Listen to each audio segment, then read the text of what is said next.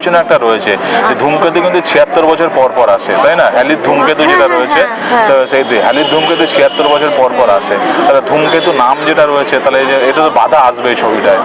হ্যাঁ, সত্যিই তাই, বাধা এসেও ছিল এবং ৯ বছর দীর্ঘ সময় আটকে ছিল।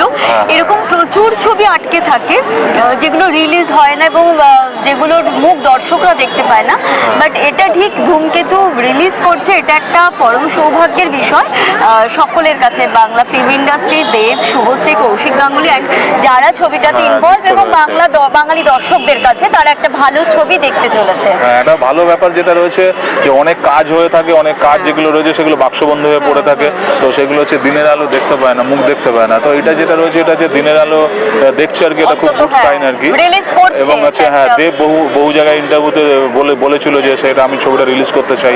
শুভশ্রীও বিভিন্ন জায়গায় বলছিল ছবিটা রিলিজ হোক, এবং যারা পরিচালক যে কৌশিক গাঙ্গুলি ছিল তিনিও বিভিন্ন জায়গায় বলছিলেন, বা প্রডিউসার এখানে দেবও প্রডিউসার এবং রানা সরকার প্রডিউসার, তারা বিভিন্ন পত্র পত্রিকা